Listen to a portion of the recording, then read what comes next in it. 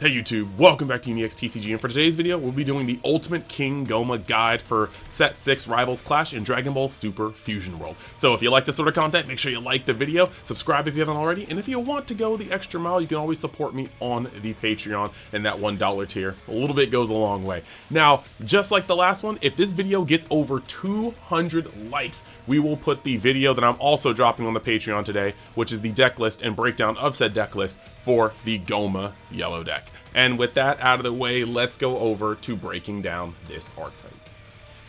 So first, let's recap the leader.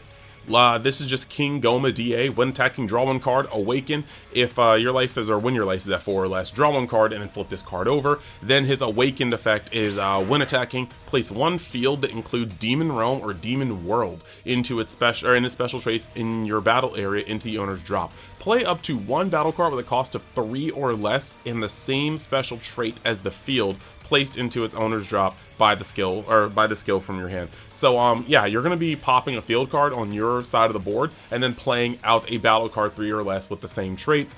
This is good. Almost any time that a card starts cheating out bodies, generally it's an avenue to winning because, you know, cheating in a resource-based game is pretty intense. So yeah, the thing you want to note about this is that he does not draw on swing, so the archetype is going to have to bring the draws into the deck, and yeah, that's going to be seen as we go through it. So the first part I want to talk about is the field card package. We really have to see what these fields are because they are going to be the things that influence this the most. So you have this first one, Planet of Mega. Planet of Mega is a 1-cost field that says on play, if your leader includes Demon Realm or Demon World in its special traits, add up to 1 card from your life to your hand, then draw 1 card. It's got the second Demon World trait. So yeah, this card is the card you want to open up with every single time you play this deck. Really, you want to be able to get to the point where you're cheating out cards faster, and you want to generally awaken around turn 4, going into, well, your turn where you're placing your 4th energy. That's generally the turn that you like to be awakened. Now, looking at Planet of Mega, it's going to be a +1, but you're seeing 2 new cards. You're playing out this field card, you're taking a life, and then you're drawing a card, and that's actually just very, very good. Note that it has second Demon World in here because this is going to be a pretty important part moving forward as we talk about this deck. Now the next field card we have here is Demon King Palace. It's a 2-cost field card. On play, choose up to 1 battle card with a cost of 4 or less and includes Demon Realm or Demon World in its special traits in your battle area and switch it to active mode. Very, very, very important, but it's going to be a little hard to see until later. Why?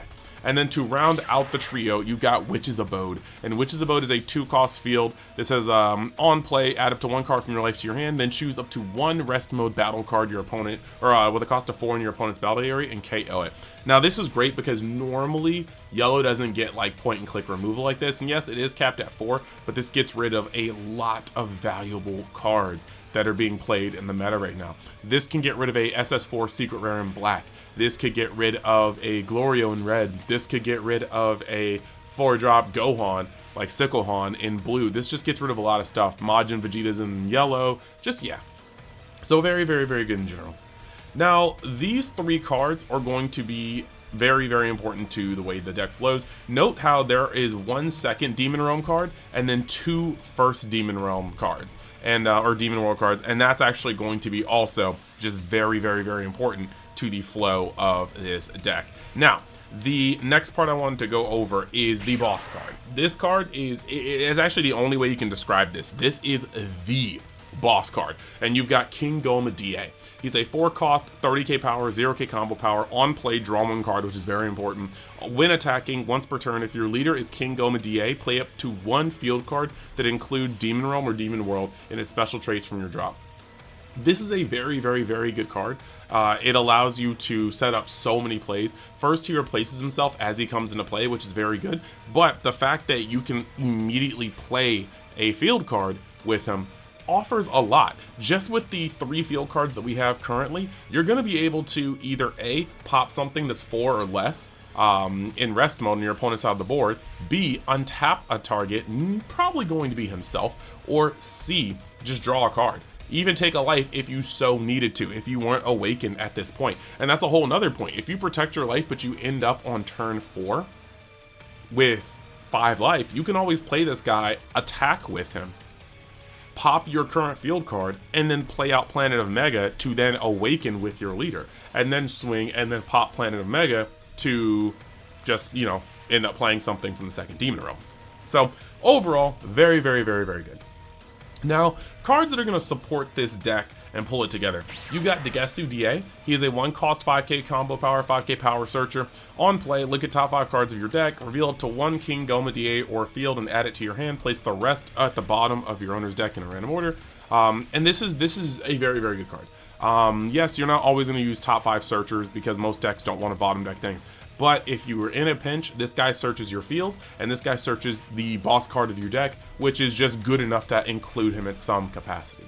Now, this next card is actually very, very tricky. Looking at her on paper, she maybe not seems the best. She might not seem the best at all, but she does do a lot of work, and this is Marba DA. Now, Marba DA is a 1-cost 5k power, 10k combo power card. Activate main, switch this card in your battle area to rest mode. If you have 2 or more cards that include Demon Realm or Demon World and their special traits in your battle area, play up to 1 field card with a cost of 2 or less from your hand.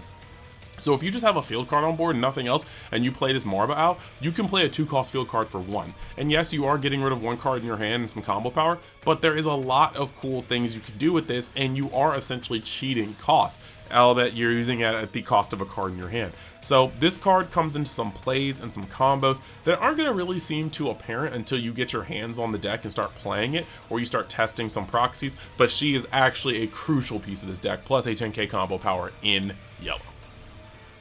Now, we got to talk about Arinsu now. Arinsu is a very, very cool card. 3 cost, 25k power, 0 combo power, which does suck. But on play, during this turn, next time you use a Majin Ku DA or Majin Du DA, reduce the cost of that card by 2. And then activate main. Once per turn, switch up to 1 battle card, or switch 1 card in your battle area to rest mode, draw 1 card, and then choose up to 1 battle card in your opponent's battle area and switch it to rest mode.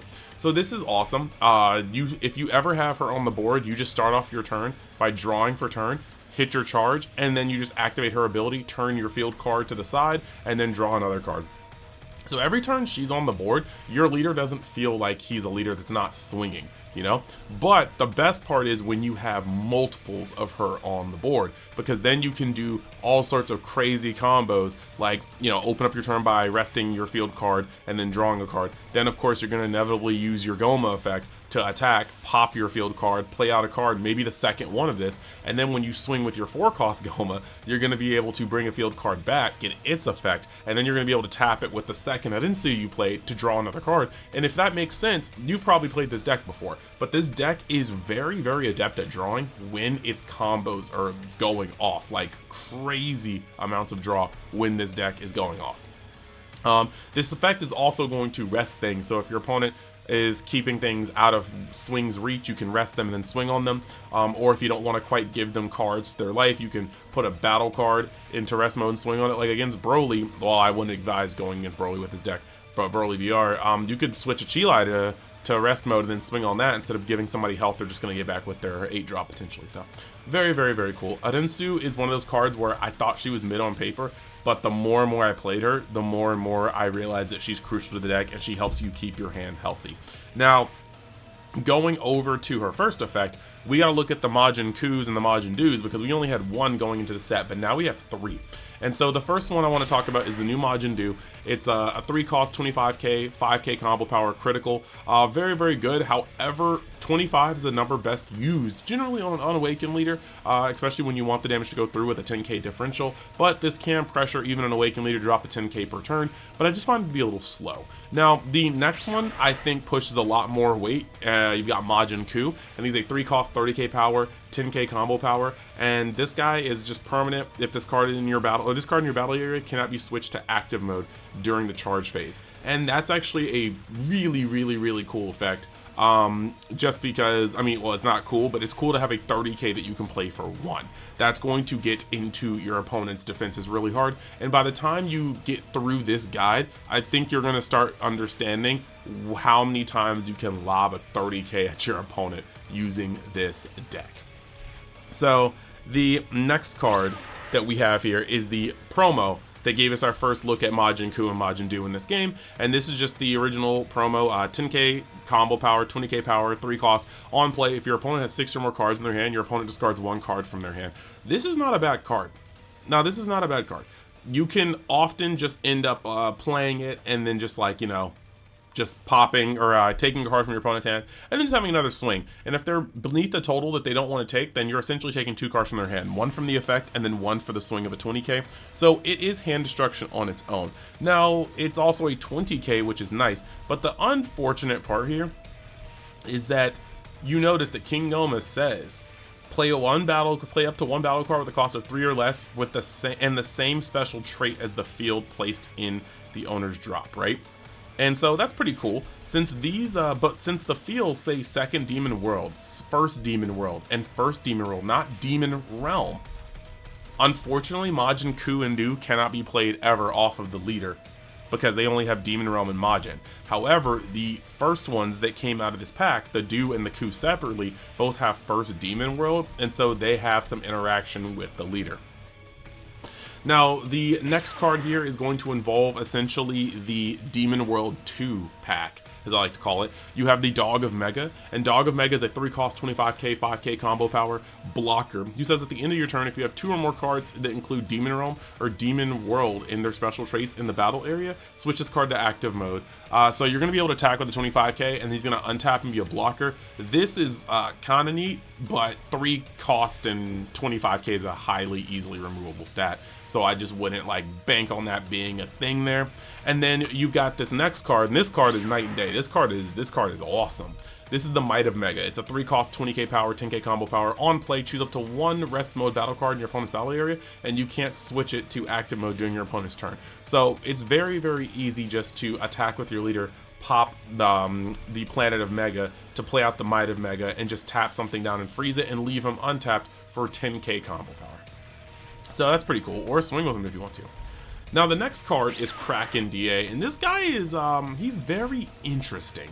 He's a very interesting card. His effect seems both mid and powerful at the same time, and I do think there are some turns where you can really make this guy pop off. But he's a 3-cost 25k, 5k combo power when attacking once per turn. If you have 2 or more cards that include Demon Realm or Demon World in their special traits in the battle area, switch it to 1 of your energy to active mode.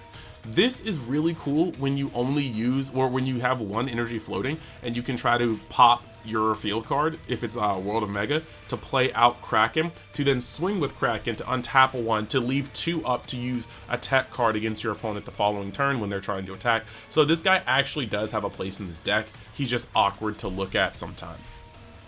Now, we're going to go over to the section that I'm going to call questionable tech, because in my opinion, it is literally questionable tech. Cards that may even look great, but then you start trying to play the deck and you realize, when do I have time to use that? The first of these was Dynama DA. And this guy is a 2-cost 20k, 5k combo power. On play, if you have 2 or more cards that include Demon Realm or Demon World in their special traits in your battle area, you can draw a card. This card is great, but he may not be fit for this deck. He may be better in like maybe a deck like Daimajita, where you can turn 1 play a cantrip, turn 2 play this cantrip that can go sideways to your opponent and also draw, and that's just multiple turns where you've drawn 3 in a row. You know, you draw for your turn, you draw for your leader swing, you play a cantrip. Next turn, you draw for turn, you draw for this guy, you draw for your leader swing, and you're just seeing cards while still getting attacks out. So I like this card, but I don't think the curve in Gomah allows him to be played, but at least that's just where I'm going. Next, you have Kadam, and Kadam's a 2-cost 20k, 5k combo power. When attacking, add up to 1 card from your life to your hand. Then if you have 2 or more cards that include Demon Realm or Demon World in their special traits in your battle area, choose up to 1 card, battle card in your opponent's battle area and switch it to rest mode. There's a lot of setups just to use this, and this is essentially Frieza. Like, this is literally the original 2-cost Frieza from the starter deck, except he has a weird condition. So I'm not really too high on it. You're gonna almost always meet that condition. You just need a field card though. But like, I still kind of feel like it's just a reskin of another card with another condition.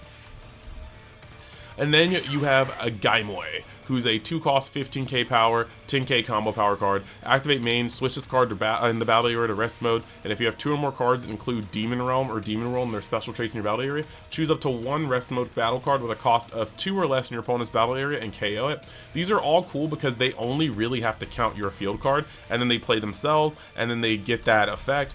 But at the same time, this guy is a 15k that has to turn himself sideways. He's pretty much going to get swung on every time. You're not going to drop a 2 or 10 drop to protect this guy. And overall, I just think that this card is kind of just sus. But if you're making it work, let me know how. Now we're going to get to our first trap card. And I say this is a trap card because a lot of people looked at this and instantaneously were like, yeah, we're going in. But I think the first thing that you have to understand is look at his traits bar. Yeah, they didn't want to give anything away, or maybe it was a licensing problem, but he does not have the trait of Demon Realm or First Demon World, so that means that this guy is always going to have to be hard casted for 3, and that's just not kosher. If he could be cheated out with Gomah, this guy would be an auto include into the deck. Just swing with your leader for 20k, pop your field card, play this guy, swing at your leader for, or swing at your opponent for 20k twice.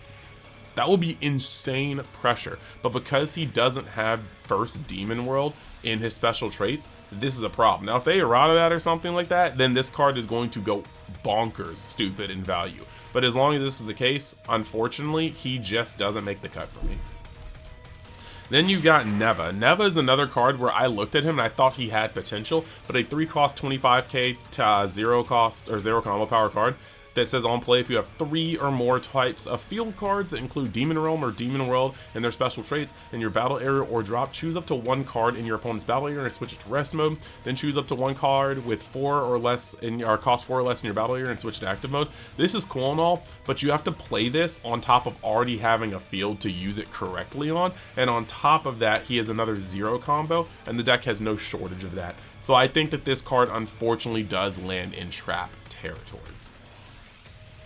Now moving on to the promo for Dr. Arinsu. A 2-cost 20k 0k combo power permanent opponent's turn. If your leader is King Gomah DA, increase the cost of rest mode cards with DA in their names in your battle area by 2. On play, add up to 1 card from your life to your hand. Now, I think this is kind of a trap card, mainly because I think that Broly's gonna be a popular deck, and it doesn't matter what your cost is. You're just gonna make your cantrips be able to be destroyed by Broly with this effect if they're in rest mode. However, the other thing I don't like is that against red it doesn't do anything.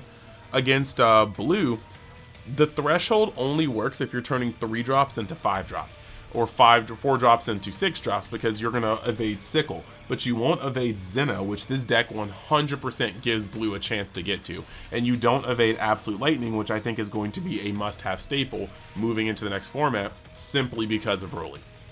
So I think this card was well thought out. I just don't think that it holds up well with the rest of the game being the way it is.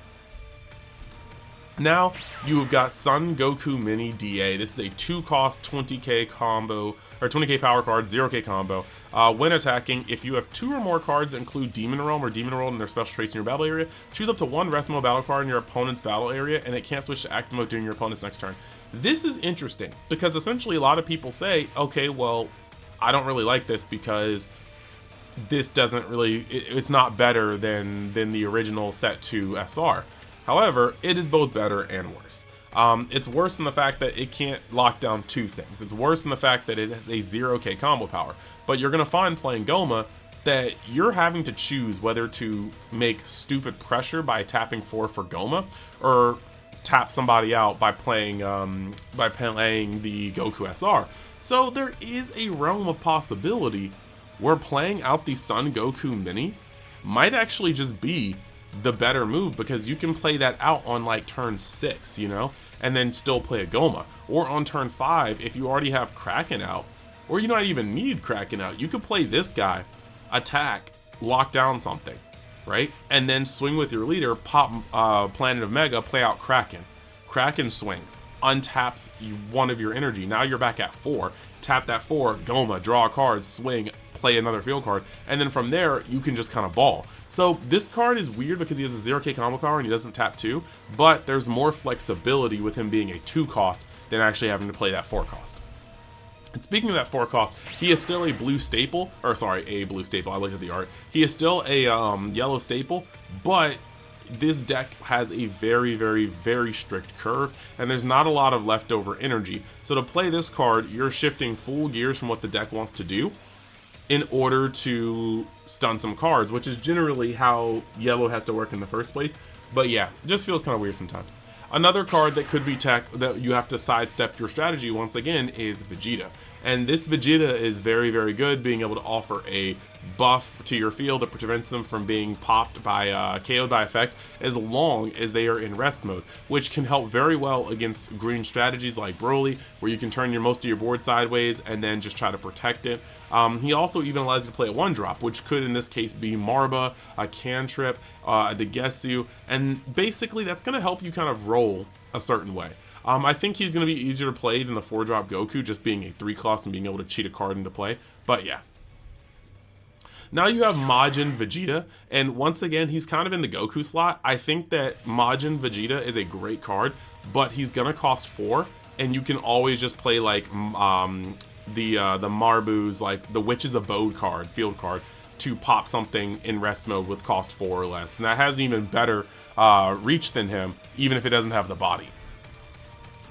Now you have Frieza, and Frieza is yet another 4-cost that will have to force you to choose between your boss or this boss. But I do think there are going to be some necessary threats in the format that would require you to play some measure of Frieza in this deck.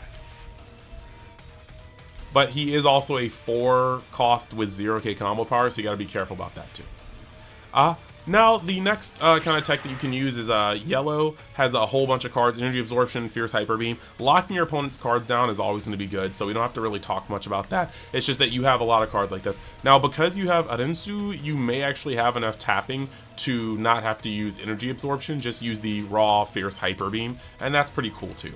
Hellrock Sasha, as I've stated before in the Broly Ultimate Guide, is one of the very rare cards that just completely mises what that deck is trying to do. They swing with their leader, they play out a Broly on play, he untaps himself, you tap 2, Hellrock Sasha, get out the leader swing, and then tap the Broly back down so it cannot swing, and that's just very, very, very good against that deck. Now, this deck may have a harder time trying to keep that energy up, but that's what Kraken's for. Kraken can mean that as long as you didn't tap out, as long as you left one energy open, if you can play Kraken out, you can swing, untap a second one, and have Hellrock Sasha ready, so I definitely dig that. Then you got Final Explosion, very, very, very good card. Unfortunately, like I said before, you have to find your place to use it, but that's pretty much every yellow deck. I don't think there's a single yellow deck that doesn't have to go out of their way to play Final Explosion. He doesn't add a body, but he does blow up things very, very well. However, because of your Witch's Abode, there are some times you can just sneak in some Witch's Abodes and kill things that are rested in 4-cost or less. So this card may or may not actually be a card that you might want to put in there. Now we're going to start talking about the tech that you can use against the deck. And that would, first we're going to start with red, and the first card I want to talk about is Jiren. There's not many good ways outside of the SCR, Frieza, to clear this card, and so this card is going to go a very long way versus this deck. If you put 2 of these cards on the board versus Gomah and you're like Jiren, you no re, the deck may actually just fold and evaporate right then and there. The next card I want to talk about is the SCR Goku.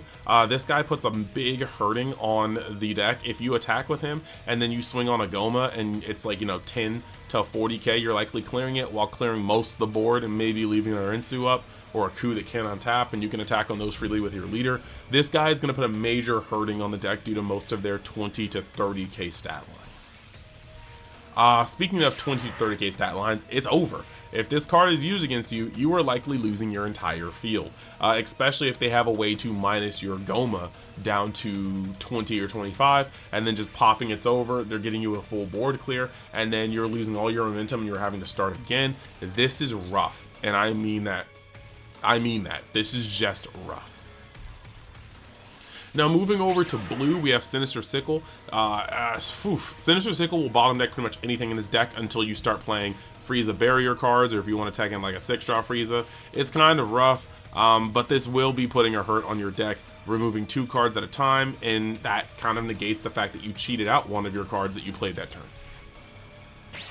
Zeno is probably this deck's worst nightmare, and like I said, this deck will give your opponent a chance to get to 6, and so just knowing that's the case, playing Zeno against this deck is going to be highly detrimental because you'll get rid of the field card, you'll get rid of everything, the field card, the bodies on board, all in one fell swoop, and Gomah will have to repair that, and that's going to be hard. The amount of times that you can come back from 0 or limited in any deck, Gomah can kind of explode at 6 energy, but it's just going to hurt. A couple Zenos back to back is probably backbreaking. The next card is Absolute Lightning. Yes, you're only getting rid of one card, but this will just 100% scoop the Gomahs to the bottom of the deck. And on top of that, hello? Okay. On top of that, you really don't really have a choice. Like, I think that Broly will force blue decks to use this card, and in forcing blue decks to use this card, you will automatically kind of catch some of the hate that was meant for Broly, except it's going to be for your Gomahs. Now, more blue tech, you've got Sun Gohan Adolescence. This guy is going to be able to remove Doos, Kus, Arensus, your 3-drop Vegetas if you tech them. This guy removes pretty much everything but Gomah, and just with the simple sake of having a card that minuses the cost down by 1 or 2, you will be able to also hit Gomahs. So this card will shred through Gomah's board while also lobbing a 30k at a deck that may not have the best combo power. Now, when it comes to green tech, the #1 tech against playing against Gomah is just playing Broly. They will literally have a good turn to 2 of still trying to set up while Broly is at max strength, and it's very hard to get around Broly's cards once they are. The only thing you can really do is lock the SCR, but you can lock this 8-drop Broly, but they're still going to go into the SCR, they're still going to blow up cards unless you have 3-drop Vegeta. A lot of things have to go incredibly right for you as the Gomah player to beat a Broly deck. It's just not the same. However, if you were not playing Broly, your options, honestly, I don't know. You give Gomah the ride to turn 4 and 5 essentially for free. And once they get there, they will, like, on turn 5, you can hit somebody over 6 times 30k. Like, the storm is there. The potential is there. And on turn 6, if you don't full clear their board, you could do it again with even worse. Like, I think on turn 6, I've swung on somebody for 30, I think 7 times, and I still had 2 swings that were not 30. So there is a lot that you can do with this deck, but green gives them specifically the chance to sit there and kind of just fiddle until the combo is complete and they pop off. But a good card to use in green versus this deck will be the Sun Gohan Childhood Secret Rare. You can play this and pretty much wipe everything on their board unless they have the Vegeta online, and so that's a pretty good card to have if this deck were to ever become popular. Now, a card I would not ask you to play is Warm Greeting, because if there is one thing this deck is, King Gomah is mana hungry. He's energy hungry. He is not energy efficient. So even though he's cheating out things. So if you Warm Greeting something into their energy and then they charge, you could be taking them from 4 to 6. And I can guarantee you, turn 4 was just playing out a Gomah. Turn 6 could be much, much worse. So yeah, I wouldn't advise it. I personally wouldn't. This card is just going to allow them to kind of get closer to stabilization. Another card you can use is Full Power. People have been bringing to my attention that Broly can use Full Power. I think Full Power is a little too situational, but it is a card that works well against Gomah. Blowing up 2 Gomahs at the same time is just backbreaking. Blowing up a Gomah and an Arensu is backbreaking. And so this is a card that can be used to great effect against the Gomah deck. Now, yellow tech is just all yellow staples, so GG Gomah, if you're facing the yellow mirror, you're probably not going to have a good time, because cards like Son Goku will tap down Gomah and Arensu, so you can't, tap down Gomahs, opposing Gomahs, any bosses on board that haven't swung yet, unless it's the Frieza SCR or the Barrier. So this is rough. If you have 2 Gomahs on board, you could be close to actually going in on it, but then you actually have the ability to use, this Goku to just tap down 2 things and just kind of pause, wait until you can get your final explosion, which we will touch on later. This card, Frieza, is also good. You'll attack something for 30 and then you can just pop the Gomah into the trash. This gets around the Vegeta 3. So once again, another yellow staple is just really good against this deck. Fierce Hyper Beams are crazy too, because you could pop a Gomah or use energy absorption either way, pin a Gomah down, and then they can't swing with it, untap it, swing with it, untap it, swing with it. So you really start to get them to lose out on this sort of value, and that's kind of rough. And then you also have cards like Final Explosion, which will just blow up 2 Gomahs. It'll blow up a Gomah and a Arensu. It'll blow up 2 Arensus. So I don't think Gomah's going to do well into the yellow mirror at all, because most of Gomah's weaknesses are staples. Staples where you play 3 to 4 of in yellow decks. Then in black, you have also a lot of counterattack for it. You have Para Brothers, which are gonna, just pin down they're gonna pin down the Gomahs and things you want to untap and swing with multiple times. You got Gogeta, and Gogeta will stop them from untapping, period, but also get rid of something. This is just very, very, very strong against that deck, and they will give you a chance to get to it because they don't start until turn 4. So if they don't turn until turn 4, you can charge turn 5 and have the marker and then play out this guy. So easy peasy. 10 times Kamehameha is going to be get rid of Arinsus, Kus, Doos, Marbas, a lot of stuff. So yeah, this card is just really strong against that deck and can be recycled with Hercule, Soul Punisher. If they played out a Gomah and then play a second Gomah the next turn, you can Soul Punisher with the Energy Marker and KO both of them. There's a lot of stupid things you can do, and it just really, really, really is rough because Black, I think, has the number for this deck.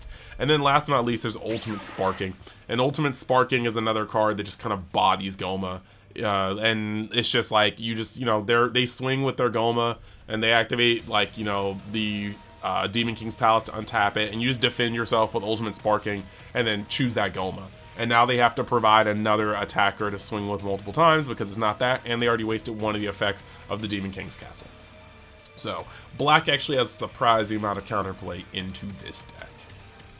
So overall, when it comes down to this, I think my main thing about this deck is that it's a very, very, very fun combo-oriented deck, and it's going to scratch an itch for people that like to kind of be mad scientists. When this deck pops off, you are swinging 7, 8, 9 times that turn, with more than half of those swings being 30Ks, and that feels good. When it doesn't go off, you feel like you're just playing a worse yellow deck, and that's going to be a major issue kind of with this. But this deck is easily creeped. All you have to do is just print another field card. All they got to do is print another card you can cheat out with Gomah, and this deck feels better than it did the previous day. So I think that's a huge thing to kind of understand, and that's just going to be fun in general. So yeah, when it comes to this, I am super excited to at least test this one out, more so than this, because it's been very fun. Like, it's highs and lows. I either get thrashed or I be doing the thrashing, and that's just like super fun. So I want to say that thank you guys for watching this one. Not as long as the Broly one, but still kind of long. If you guys want to see, like I said, the deck list I have going for this after testing, just make sure this video gets over to 200 likes. And then on top of that, if you're already a member of the Patreon or you want to join up the Galactic tier higher, you can see it right now. It's up as of this video launching. Now, that being said, I do want to give out the normal. If you like this video, make sure you like it, especially for that like goal. Subscribe if you haven't already, because we are doing Dragon Ball and Gundam soon-to-be content here. And then on top of that, I do want to give a special shout out for my Patreon members that help me just survive, really, like do this brand and build it further. And we're gonna first give a vocal shout out to the Realm of Xers. That is the Big Daddy Flapjacks, the BRs, the Brother Bears, the Bryce R's, the Christopher V's, the Dallas S's, and the Danielle N's of the world. Thank you for being my Realm of Xers and supporting me the hardest outside the channel. But on top of that, I want to give a special shout out to my newest Patreon member, Dennis R. Thank you for joining up. I appreciate your patronage, and I still am working on those graphics. It's a little rough. So yeah, with that out of the way, thank you guys for watching. I will see you in the next episode, and go down in the description to check out my Universe X, where I stream and play games and talk about anime and manga and all those things. Thanks, and I'll see you later.